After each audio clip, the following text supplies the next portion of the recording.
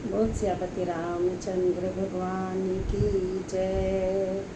कथा प्रारंभ होते हैं, आओ वीर हनुमान, राम ते लक्ष्मण जानकी, सदा करो कल्याण मेरे प्रभु राम।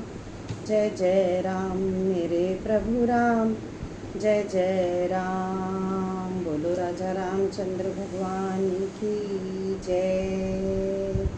बोलो गणपति देव भगवान की जय। रामचरितमानस उत्तरकांड पढ़ रही हूँ। पेज नंबर है 1009 और दोहा है 116।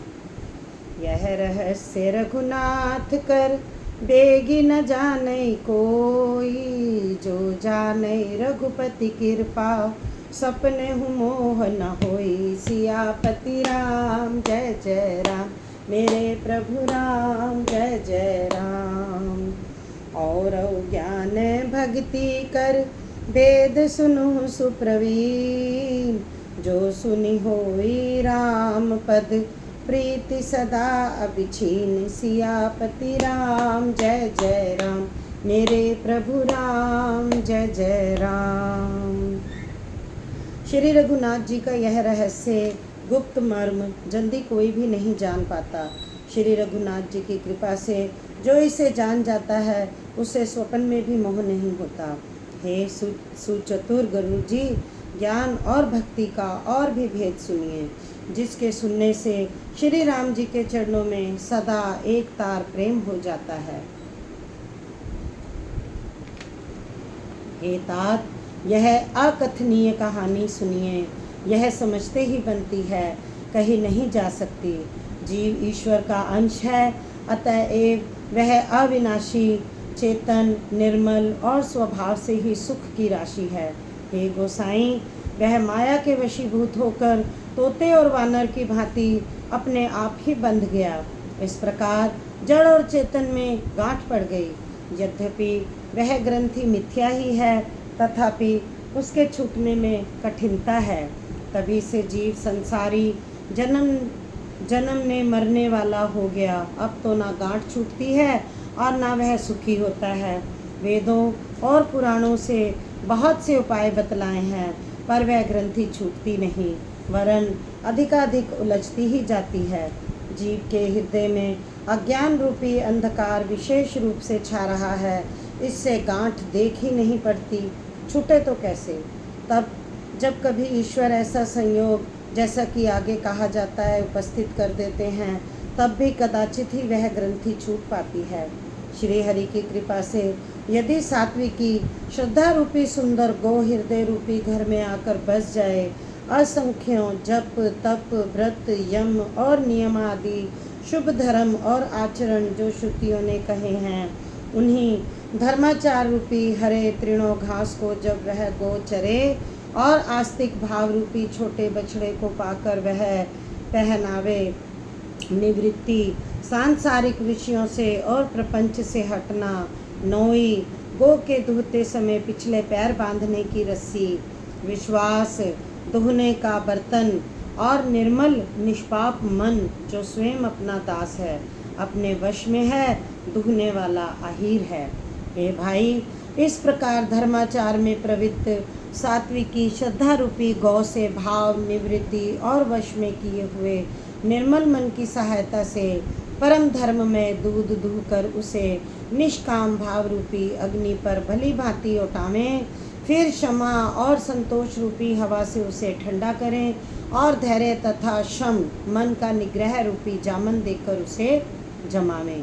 तब प्रसन्नता रूपी कमोरी में तत्व विचार रूपी मधानी से इंद्रिय दमन के आधार पर दम रूपी खंबे आदि के सहारे सत्य और सुंदर वाणी रूपी रस्सी लगाकर उसे मथें और मथकर तब उसमें निर्मल, सुंदर और अत्यंत पवित्र वैराग्य रूपी मक्खन निकाल लें। जोग अग्नि करी प्रकट तब कर्म शुभा शुभ लाई, बुद्धि सिरावे ज्ञान घृत, ममता मल जरी जाई। सियापति राम जय जय राम मेरे प्रभु राम जय जय राम। तब विज्ञान रूपनी बुद्धि विशद घृत पाई, चित दिया भरी धरे दृढ़ समता दियटी बनाई। सियापति राम जय जय राम, मेरे प्रभु राम जय जय राम। तिनी अवस्था तिनी गुण तेहि कपास ते काढ़ी, तूल तुरये संवारी पुनि बाती करे सुघाड़ी। सियापति राम जय जय राम, मेरे प्रभु राम जय जय राम। एहि विधि ले से दीप तेज राशि विज्ञानमय, जातहि जासु समीप जरहि मदादिक सलभ सब। सियापति राम जय जय राम, मेरे प्रभु राम जय जय राम। तब योग रूपी अग्नि प्रकट करके उसमें समस्त शुभाशुभ कर्म रूपी ईंधन लगा दें, सब कर्मों को योग रूपी अग्नि में भस्म कर दें। जब वैराग्य रूपी मक्खन का ममता रूपी मल जल जाए, तब बचे हुए ज्ञान रूपी घी को निश्चयात्मक बुद्धि से ठंडा करें। तब विज्ञान रूपनी बुद्धि उस ज्ञान रूपी निर्मल घी को पाकर उससे चित्त रूपी दिए को भरकर समता की दीवट बनाकर उस पर उसे दृढ़ता पूर्वक जमा कर रखें। जागृत, स्वपन और सुषुप्ति तीनों अवस्थाएं और सत्व, रज और तम तीनों गुण रूपी कपास से तुर्या अवस्था रूपी रुई को निकालकर और फिर उसे संवार कर उसकी सुंदर कड़ी बत्ती बनावें। इस प्रकार तेज की राशि विज्ञानमय दीपक को जलावें, जिसके समीप जाते ही मद आदि सब पतंगे जल जाएं। सोहम अस्मि, मैं ब्रह्म, वह ब्रह्म मैं हूँ। यह जो अखंड तैल धारावत कभी न टूटने वाली वृत्ति है, वही उस ज्ञान दीप की परम प्रचंड दीप शिखा लो है।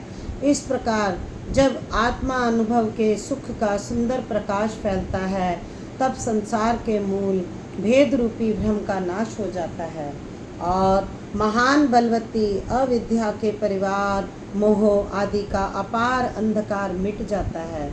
तब वही विज्ञान रूपनी बुद्धि आत्मा अनुभव प्रकाश को पाकर हृदय रूपी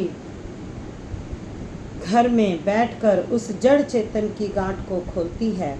यदि वह विज्ञान रूपनी बुद्धि उस गांठ को खोलने पावे, तब यह जीव कृतार्थ हो।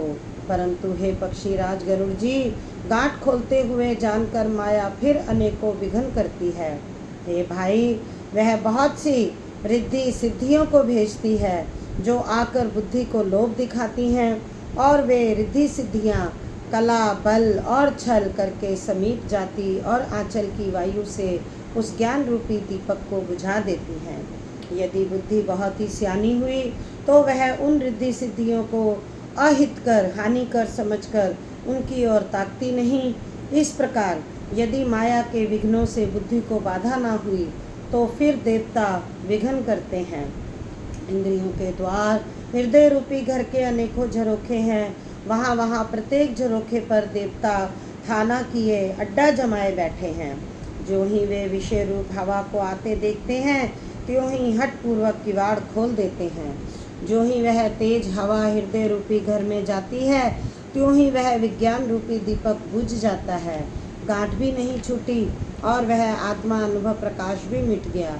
विषय रूपी हवा से बुद्धि व्याकुल हो गई, सारा किया कराया चौपट हो गया।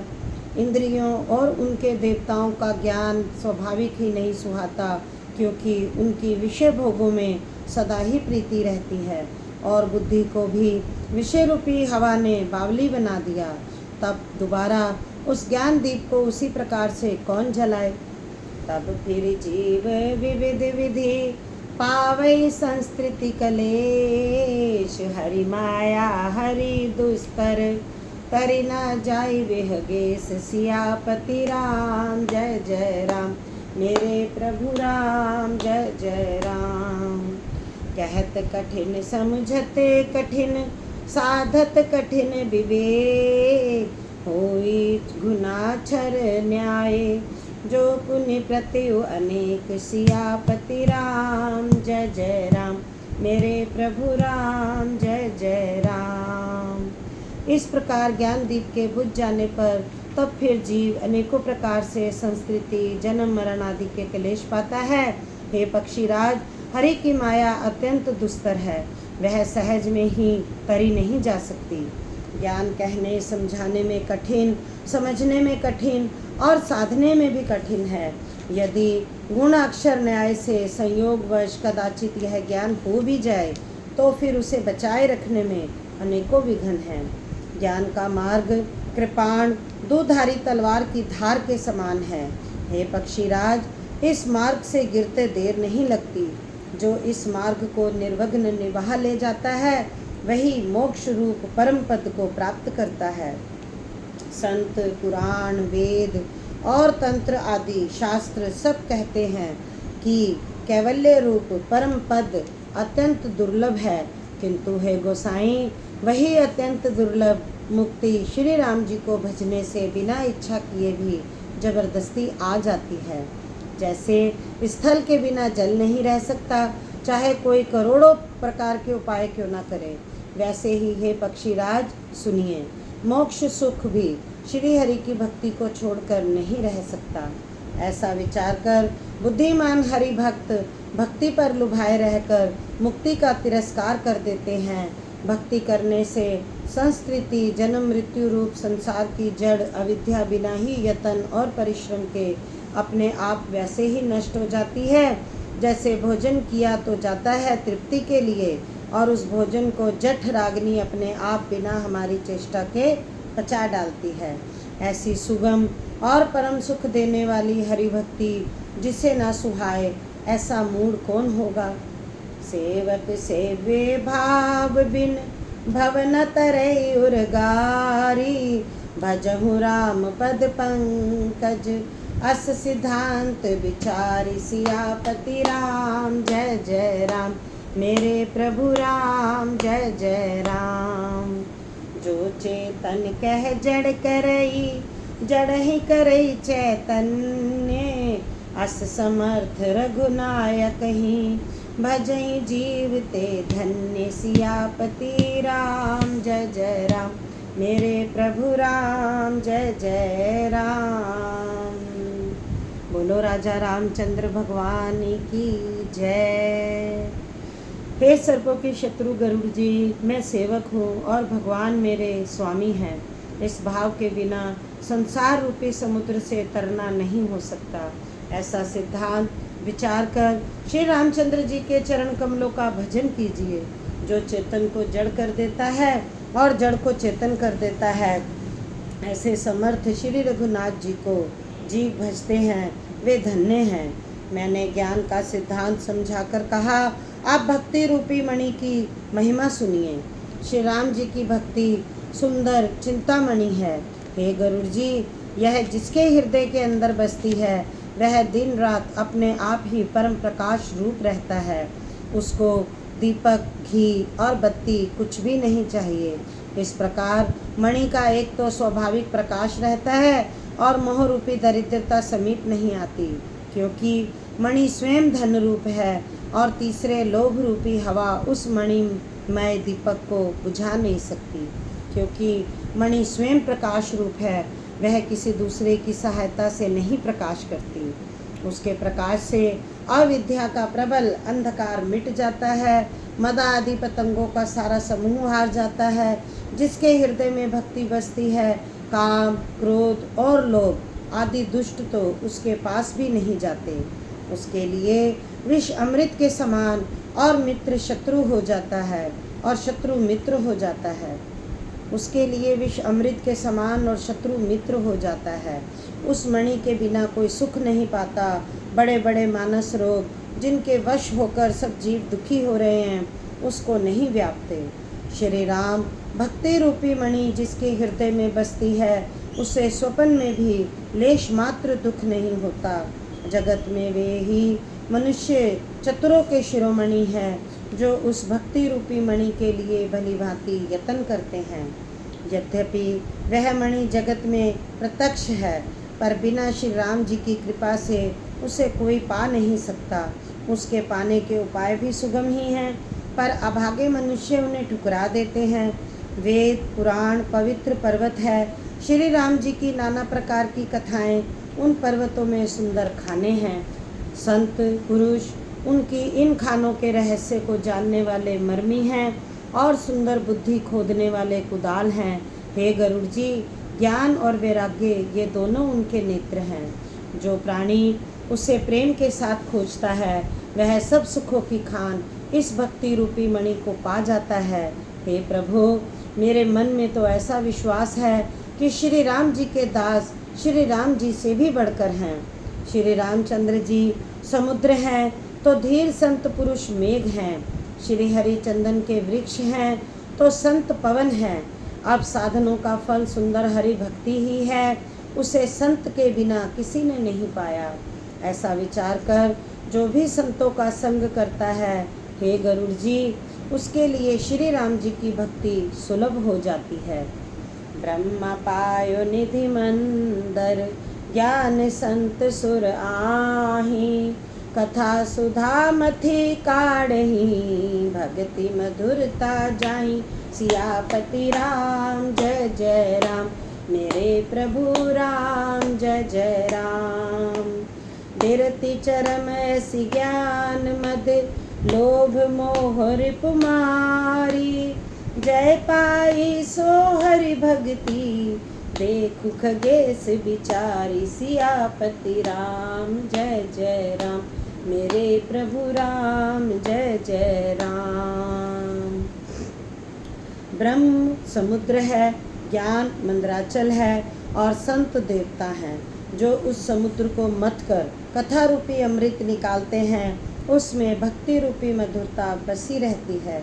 वैराग्य रूपी ढाल से अपने को बचाते हुए और ज्ञान रूपी तलवार से मद लोभ और मोह रूपी वैरियों को मारकर जो विजय प्राप्त करती है वह हरि भक्ति ही है। हे पक्षीराज, इसे विचार कर देखिए। पक्षीराज गरुड़ जी फिर प्रेम सहित बोले, हे कृपालु, यदि मुझ पर आपका प्रेम है तो हे नाथ, मुझे अपना सेवक जानकर मेरे 7 प्रश्नों के उत्तर बखान कर कहिए। हे नाथ, हे धीर बुद्धि, पहले तो यह बताइए कि सबसे दुर्लभ कौन सा शरीर है, फिर सबसे बड़ा दुख कौन है और सबसे बड़ा सुख कौन है, यह भी विचार कर संक्षेप में कहिए। संत और असंत का मर्म भेद आप जानते हैं, उनके सहज स्वभाव का वर्णन कीजिए। फिर कहिए कि श्रुतियों में प्रसिद्ध सबसे महान पुण्य कौन सा है और सबसे महान भयंकर पाप कौन है। फिर मानस रोगों को समझाकर कहिए, आप सर्वज्ञ हैं और मुझ पर आपकी कृपा भी बहुत है। काकभूषणी जी ने कहा, हे तात, अत्यंत आदर और प्रेम के साथ सुनिए, मैं यह नीति संक्षेप से कहता हूँ। मनुष्य शरीर के समान कोई शरीर नहीं, चर अचर सभी जीव उसकी याचना करते हैं। यह मनुष्य शरीर नरक, स्वर्ग और मोक्ष की सीढ़ी है तथा कल्याणकारी ज्ञान, वैराग्य और भक्ति को देने वाला है। ऐसे मनुष्य शरीर को प्राप्त करके भी जो लोग श्री हरि का भजन नहीं करते और नीच से नीच विषयों में अनुरक्त रहते हैं, वे पारसमणि को हाथ से फेंक देते हैं और बदले में कांच के टुकड़े ले लेते हैं। जगत में दरिद्रता के समान दुख नहीं है तथा संतों के मिलन के समान जगत में कोई सुख नहीं है। और हे पक्षीराज, मन वचन और शरीर से परोपकार करना यह संतों का सहज स्वभाव है। संत दूसरों की भलाई के लिए दुख सहते हैं और अभागे असंत दूसरों को दुख पहुंचाने के लिए कृपालु संत भोज के वृक्ष के समान दूसरों के हित के लिए भारी विपत्ति सहते हैं, अपनी खाल तक उधड़वा लेते हैं। किंतु दुष्ट लोग सन की भांति दूसरों को बांधते हैं और उन्हें बांधने के लिए अपनी खाल खिंचवाकर विपत्ति सहकर मर जाते हैं। हे सर्पों के शत्रु गरुड़ जी, सुनिए। दुष्ट बिना किसी स्वार्थ के सांप और चूहे के समान अकारण ही दूसरों का अपकार करते हैं। वे पराई संपत्ति का नाश करके स्वयं नष्ट हो जाते हैं, जैसे खेती का नाश करके ओले नष्ट हो जाते हैं। दुष्ट का उन्नति प्रसिद्ध अधम ग्रह केतु के उदय की भांति जगत के दुख के लिए होता है और संतों का अभ्युदय सदा ही सुखकर होता है। जैसे चंद्रमा और सूर्य का उदय विश्व भर के लिए सुखदायक है। वेदों में अहिंसा को परम धर्म माना गया है और परमानिंदा के समान भारी पाप नहीं है। शंकर जी और गुरु की निंदा करने वाला मनुष्य अगले जन्म में मेंढक होता है और वह 1000 जन्म तक वही मेंढक का शरीर पाता है। ब्राह्मणों की निंदा करने वाला व्यक्ति बहुत से नरक भोग कर फिर जगत में कौवे का शरीर धारण करके जन्म लेता है। जो अभिमानी जीव देवताओं और वेदों की निंदा करते हैं वे रौरव नरक में पड़ते हैं। संतों की निंदा में लगे हुए लोग उल्लू होते हैं। जिन्हें मोह रूपी रात्रि प्रिय होती है और ज्ञान रूपी सूर्य जिनके लिए अस्त हो गया रहता है। जो मूर्ख मनुष्य सबकी निंदा करते हैं वे चमगादड़ होकर जन्म लेते हैं। हे तात, अब मानस रोग सुनिए जिनसे सब लोग दुख पाया करते हैं। सब रोगों की जड़ अज्ञान है। उन व्याधियों में से फिर और बहुत से शूल उत्पन्न होते हैं। काम वात है, लोभ बढ़ा हुआ कफ है और क्रोध पित्त है जो सदा छाती जलाता रहता है। यदि कहीं ये तीनों भाई वात पित्त और कफ प्रीति कर लें, मिल जाएं, तो दुखदायक सानिपात रोग उत्पन्न होता है। कठिनता से प्राप्त पूर्ण होने वाले जो विषयों के मनोरथ हैं वे ही सब शूल कष्टदायक रोग हैं।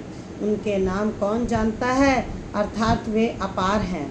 ममता दाद है और ईर्ष्या डहा है, खुजली है। हर्ष विषाद गले के रोगों की अधिकता है। गलगंड कंठमाला या घेंगा आदि रोग हैं।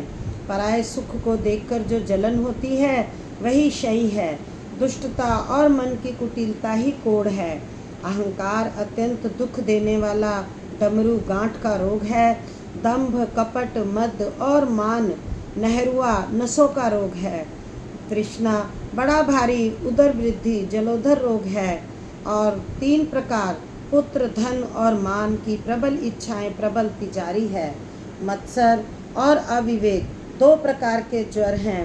इस प्रकार अनेकों बुरे रोग हैं जिन्हें कहाँ तक कहूँ। बोलो सियापति रामचंद्र भगवान की जय।